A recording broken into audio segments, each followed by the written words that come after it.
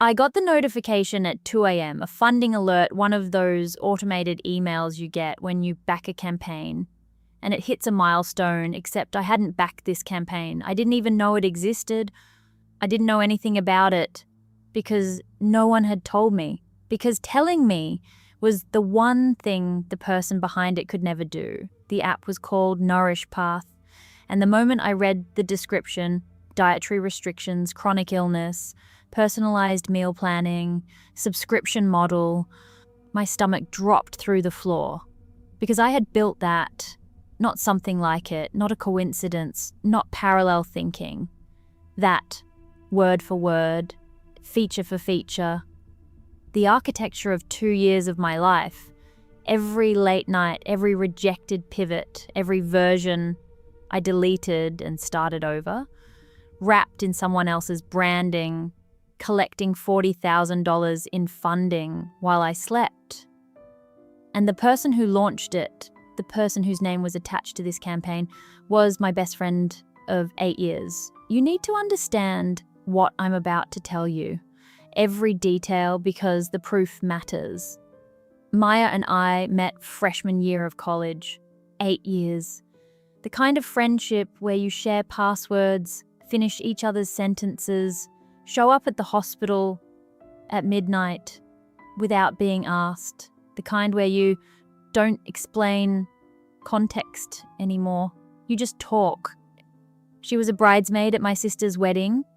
My mum called her her other daughter. I have photographs of us on 5 continents. I trusted her the way you only trust someone who has seen you at your worst, and stayed. Not just stayed, showed up.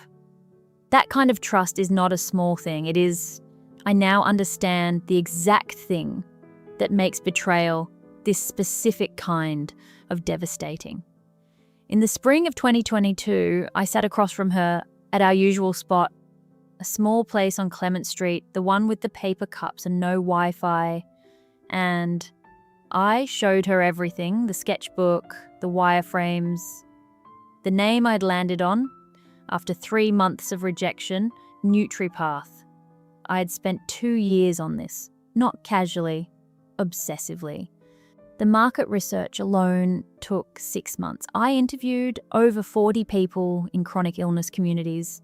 I read clinical nutrition journals. I mapped every competitor's feature set and found the same gap in all of them. Mainstream meal planning apps don't actually serve people with complex dietary needs.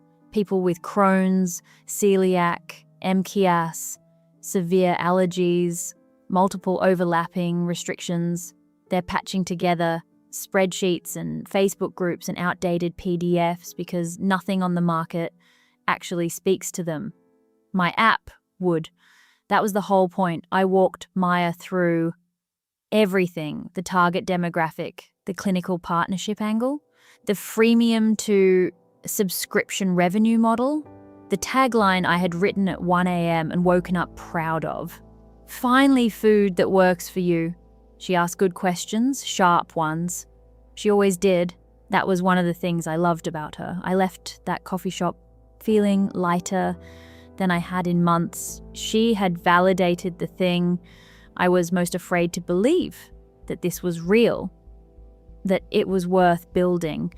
I drove home with the sketchbook on the passenger seat and thought for the first time that I might actually do this, and I should have kept it to myself. But I didn't know that yet.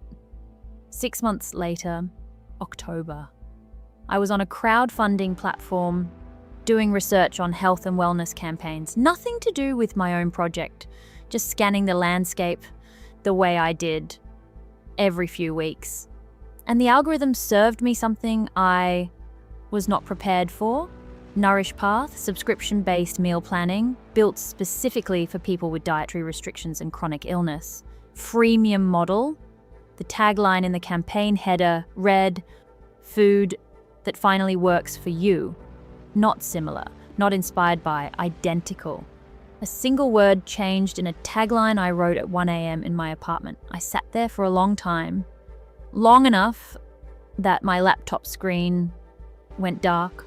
Long enough that I read the page 4 times to be sure I wasn't misreading it.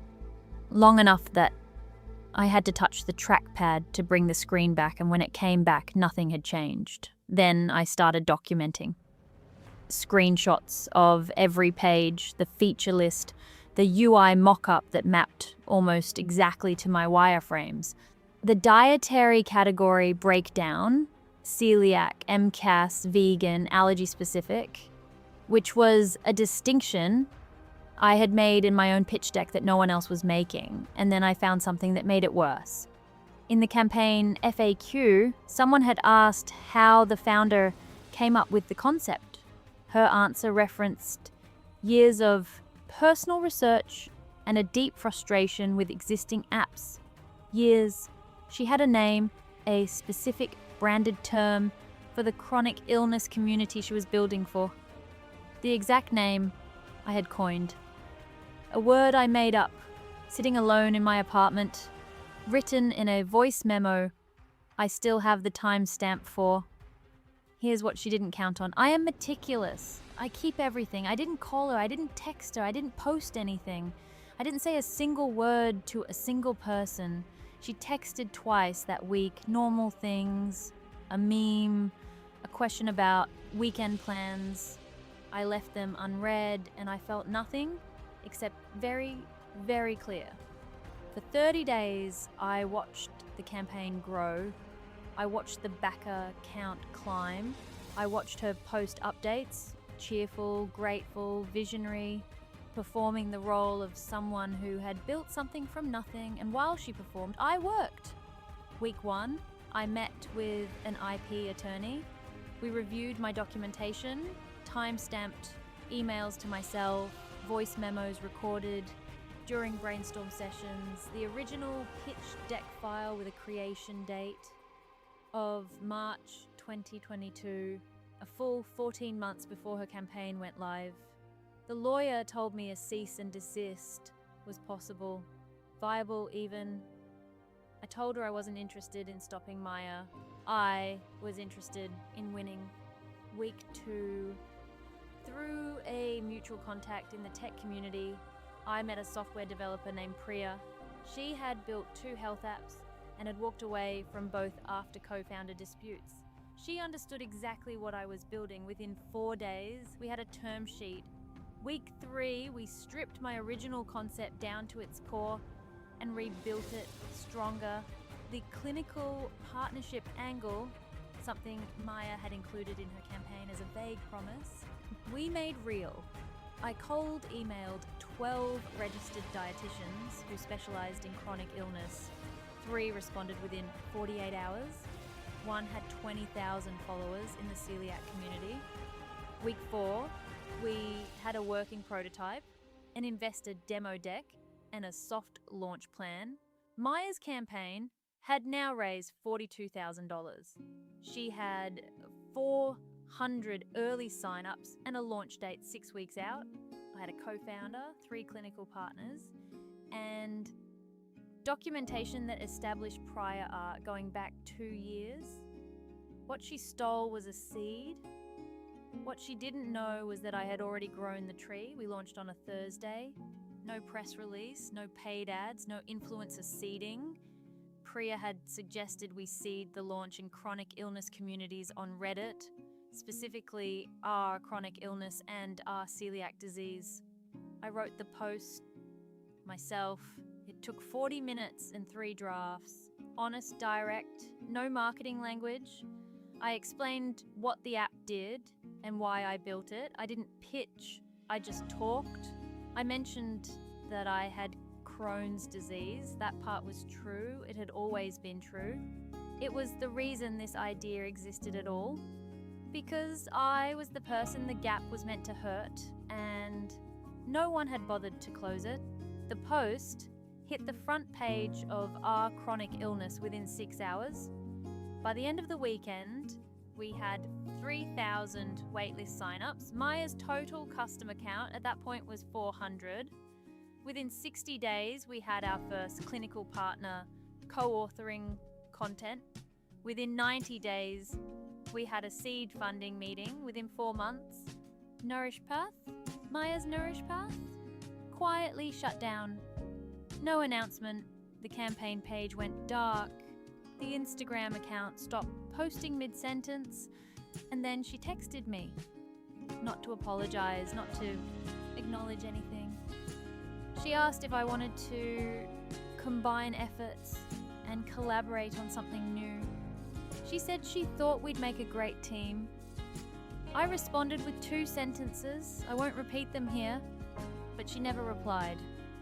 6 weeks after that text, my app was accepted into a startup accelerator program.